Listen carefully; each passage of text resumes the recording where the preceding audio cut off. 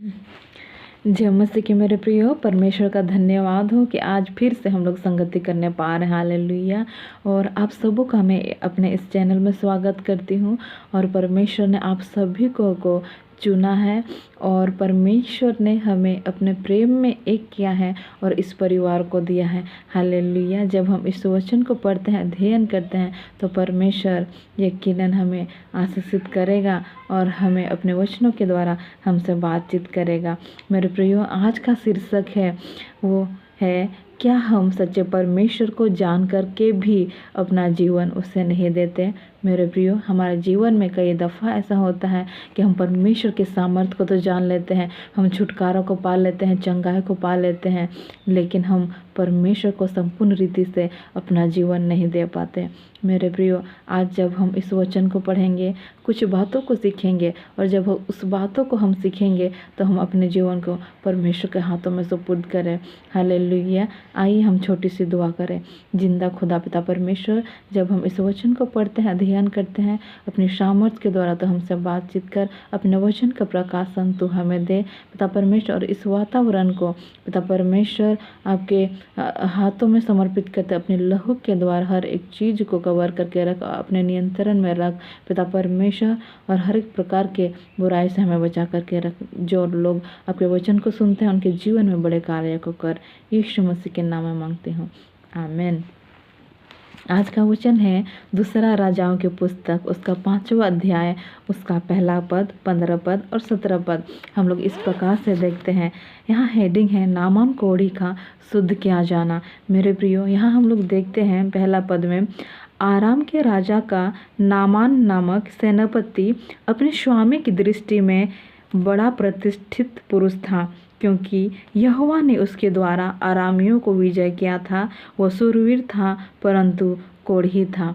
मेरे प्रियो, यहाँ हम लोग देखते हैं कि नामान नाम का एक क्या था, सेनापति था और बहुत ही प्रतिष्ठित और शूरवीर पुरुष था, लेकिन उसके जीवन में क्या था, कोढ़ीपन था। मेरे प्रियो, वो कोढ़ रोग से भरा हुआ था। उसके शरीर में, पूरा बदन में कोढ़ रोग था। और जब उसके घर में एक लड़की रहती थी जो उसकी पत्नी का देखभाल और कार्य में सहायता और मदद करती थी, वो छोटी सी लड़की, उस लड़की के द्वारा नामान कोढ़ी को पता चलता है कि परमेश्वर जो सेनाओं का यहोवा है वो जिंदा खुदा है और वो छुटकारा दे सकता है, वो चंगाई दे सकता है। और नामान ने उस छोटी सी लड़की की बातों को मानकर वो एलिशा के पास जाता है। और जब वो एलिशा के पास जाता है और एलिशा कहता है कि तुमको यरदन नदी में 7 बार डुबकी लगाना है, और जब वो 7 बार डुबकी लगाता है तो उसका कोढ़ रोग चला जाता है, उसका शरीर बालक सा हो जाता है, नया आ जाता है उसका स्किन। हालेलुया। उसके शरीर में चमक आ जाती है, बल उसको मिलता है। मेरे प्रियो, यहाँ हम देखते हैं कि किस रीति से नामान एलिशा के बातों को मानता है और वो जब डुबकी लगाता है तो वो चंगा हो जाता है और वो जान लेता है कि यहोवा परमेश्वर वो क्या है, जिंदा है, सच्चा है और वो भला है और चंगाई देने वाला खुदा है।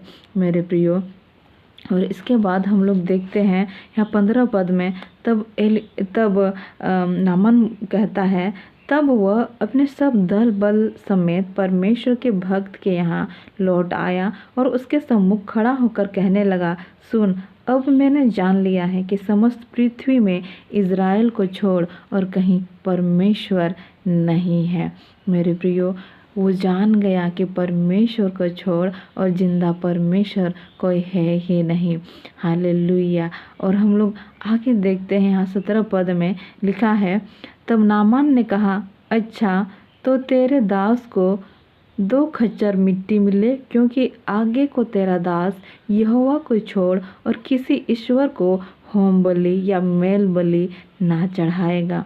मेरे प्रियो, यहाँ हम देखते हैं कि जब नामान का कोढ़पन चला जाता है तो नामान एलिशा को भेंट देने के लिए बहुत प्रयत्न करता है कि वो अपना भेंट एलिशा को दे, लेकिन एलिशा को तो सब कुछ परमेश्वर ने दिया है, इसलिए वो उसका भेंट स्वीकार नहीं करता है। लेकिन बाद में नामान क्या बोलता है, क्योंकि आगे को तेरा दास यहोवा को छोड़ और किसी ईश्वर को होम बलि या मेल बलि न चढ़ाएगा। मेरे प्रियो, जब नामान ने जान लिया, जब उन्होंने चंगाई को प्राप्त किया, तो उन्होंने ये प्रण लिया कि मैं यहोवा को छोड़ कर के और किसी देवता की किसी मूर्ति की पूजा आराधना नहीं करूँगा। अब से मैं यहोवा जो सच्चा है, जो जिंदा है, मैं उसी की आराधना और पूजा करूँगा। मेरे प्रियो, हमारे जीवन में भी कई बार ऐसा होता है कि जब हम बहुत ही प्रार्थना करते हैं और समस्याओं में रहते हैं, और जब लोगों को बोलते हैं प्रार्थना करने के लिए, या अपने भी घुटना टेक करके दुआ करते हैं, प्रार्थना करते हैं, और हमें चंगाई मिलती है, हम परेशानी से निकल जाते हैं, हम कर्जों से निकल जाते हैं, और हमारे जीवन में बड़े बड़े समस्याएं निकल जाती है, और हमें छुटकारा चंगाई मिलती है, तो बाद में हम क्या करते हैं? हम परमेश्वर को भूल जाते हैं। वापस हम क्या करने लगते हैं? वही संसार की मोह माया में चले जाते हैं। हम मूर्ति पूजा करने लगते हैं, हम जादू टोना की बुरी शक्तियों में विश्वास करने लगते हैं। मेरे प्रियो, मैं ये कहना चाहती हूँ कि ये जो वचन है, ये जो बाइबल है, जब हम इसे पढ़ते हैं, ये परमेश्वर का जीवित वचन है। परमेश्वर हमारे साथ इस माध्यम से हमसे बातचीत करता है। मेरे प्रियो, जब आप चंगाई को प्राप्त करते हैं, छुटकारा को प्राप्त करते हैं, तो उसे यहोवा के पास सदैव रहे जो जिंदा है। वो आपको ना सिर्फ इस धरती में शांति देगा, आनंद देगा, प्रेम देगा, चंगाई देगा, बल्कि वो आपके लिए अनंत जीवन को भी तैयार करके रखा है। उस स्वर्ग में आपके लिए जगह को तैयार करके रखा है। मेरे प्रियो, उस पर विश्वास करें, उस पर अपना संपूर्ण भरोसा रखे, उसको अपना जीवन संपूर्ण रीति से समर्पित करे, जिस रीति से नामान ने अपना जीवन परमेश्वर को दिया। इसके बाद वो किसी मूर्ति के पास नहीं गया, किसी जादू टोने के पास नहीं गया, और ना किसी दवा दारू का वो सेवन किया। मेरे प्रियो, बल्कि उसका संपूर्ण भरोसा किस पर रहा? परमेश्वर पर रहा। आज हमारा भरोसा किस पर रहता है? आजकल हमारा भरोसा, हम दुआ करते हैं, प्रार्थना करते हैं, हमें चंगाई मिल जाती है, फिर बाद में हम परमेश्वर के ऊपर भरोसा नहीं करते हैं। बाद में हम वही जादू टोना, बुरी शक्तियों पर विश्वास करते हैं, दवाओं पर विश्वास करते हैं, हम परमेश्वर को भूल जाते हैं। मेरे प्रियो, आज जब हम इस वचन को पढ़ते हैं, तो इस वचन से ये शिक्षा हमें मिलती है कि जिस प्रकार नामान का जीवन बदल गया, उन्होंने चंगाई को प्राप्त किया और अपना संपूर्ण जीवन परमेश्वर को सौंप दिया, उसी रीति से आज हम भी जो परमेश्वर के सामर्थ को अपने जीवन में महसूस किए हैं, परमेश्वर की चंगाई को अपने जीवन में हम पाए हैं, छुटकारा को पाए हैं, तो हम यीशु के ऊपर, हम परमेश्वर के ऊपर सदैव भरोसा रखें, अपना जीवन उसको संपूर्ण रीति से उसको दे दे। मेरे प्रियो, क्योंकि वचन में लिखा है, तो संपूर्ण मन से यहोवा पर भरोसा रख और वो तेरे लिए क्या करेगा? सीधा मार्ग निकालेगा। मेरे प्रियो, जब हम लोग देखते हैं सदरक, मेशक और अबेदनगो को आग की भट्टियों में वहाँ उन लोग को जलाया जा रहा था, और बाद में क्या हुआ? उन्होंने मूर्तियों को दंडवत नहीं किया, और वहाँ के लोगों ने उन लोगों को क्या किया? आग की भट्टियों में उन लोगों को डाल दिया। लेकिन अंत तक वो लोग धीरज धरे रहे। वो लोग को पता था कि सेनाओं का यहोवा तो जो जिंदा है, जो सच्चा है, वो हम लोग के साथ रहेगा, वो हमें छुड़ाएगा, वो हमें बचाएगा। और सचमुच में वैसे ही हुआ। हालेलुया। वैसे ही हमें अपने जीवन में क्या करना है? हमें परमेश्वर के साथ साथ चलना है। और जब हम परमेश्वर के साथ साथ चलते हैं, हमारे जीवन में जो भी समस्याएं आती है, फिर भी हम परमेश्वर को थाम करके रखते हैं, हम उसमें अडिग बने रहते हैं, तो परमेश्वर क्या करता है? वो हमारे साथ रहता है और वो हमें उस मुसीबत से छुड़ाता है। हालेलुया। और लोग जान जाते हैं कि यहोवा सच्चा परमेश्वर, जिंदा परमेश्वर है। मेरे प्रियो, उसी प्रकार से हम लोग वहाँ देखते हैं कि नबूकदनेस्सर राजा क्या करता है? वो जान लेता है कि सचमुच में सदरक, मेशक और अबेदनगो का परमेश्वर क्या है? जिंदा है। और वो लोग जिंदा शरीर वो लोग आग की भट्टी से निकल कर के आए और उन लोगों को कुछ नुकसान, कुछ हानि नहीं हुई। वो लोग मरे नहीं, बल्कि वो लोग जिंदा उस आग की भट्टी से निकल कर के आए और लोगों ने जान लिया कि इन लोगों का परमेश्वर क्या है, सच्चा है, जिंदा है, जो हमें विपत्तियों में क्या करता है, हमारी रक्षा करता है, रखवाली करता है, हमारी सहायता करता है, मदद करता है। वो हमें नहीं छोड़ता है, ना नहीं त्यागता है। मेरे प्रियो, आज जब आपने अपने जीवन में परमेश्वर के बड़े कार्यों को देखा है, परमेश्वर के सामर्थ्य को अपने जीवन में महसूस किया है, छुटकारा को पाया है, चंगाई को पाया है, तो संपूर्ण रीति से अपना जीवन परमेश्वर के हाथों में सौंप दे और परमेश्वर आप सबों को क्या करेगा, आशीषित करेगा। आपके लिए वो मार्गों को बनाते जाएगा। आप अपना सब कुछ अपना यहोवा पर अपना बोझ को डाले और वो क्या करता है, आपका बोझ यहोवा उठाएगा मेरे प्रियो। और वो आपको एक सहायक भेजेगा, पवित्र आत्मा, और वो क्या करेगा, आपको दिन प्रतिदिन वो आपकी अगुवाई करेगा, मदद करेगा और वो आपको बताएगा कि आगे आपको क्या करना है। परमेश्वर आपको विजन देगा आगे कार्य करने के लिए और हर एक शैतान की बुरी योजनाओं से बचने के लिए वो आपको समझ देगा, बुद्धि देगा और वो कभी आपको ना त्यागेगा, ना छोड़ेगा।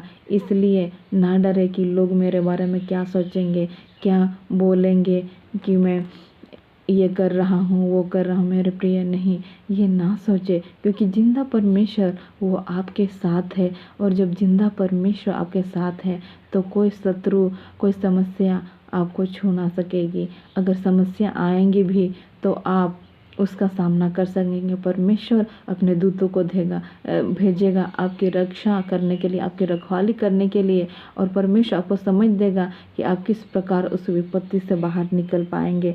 मेरे प्रियो, सचमुच में यहाँ हम लोग देखते हैं कि नामान वो तो प्रतिष्ठित था और शूरवीर था। आज हम लोग तो मामूली आदमी हैं और फिर भी परमेश्वर के बड़े बड़े कार्यों को हम अपने जीवन में देखते हैं। फिर भी हमारे मन में कभी कभी घमंड रहता है, अहंकार रहता है और हम परमेश्वर के करीब नहीं आते।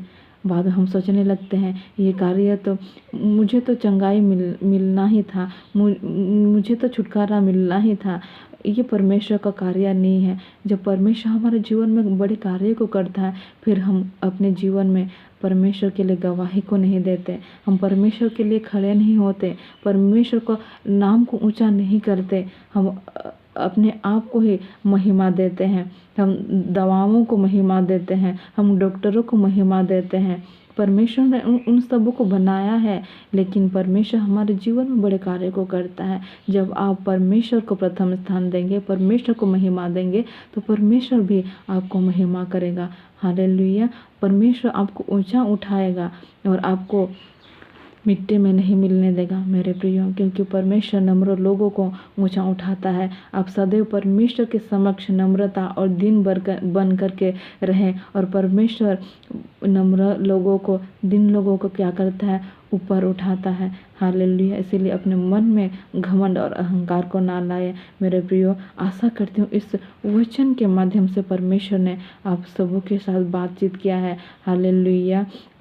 और ऐसे ही परमेश्वर के करीब सदैव बने रहे, परमेश्वर से प्रार्थना करें, दुआ करें और परमेश्वर आपको हर एक योजनाओं को बताते जाएगा जो उसने आपके लिए बना करके रखा है। वो आपको बुद्धि और समझ से भरेगा मेरे प्रियो। आइए हम छोटी सी दुआ के द्वारा इस वचन को हम अंत करेंगे, अध्ययन को अंत करेंगे। आइए हम दुआ करें।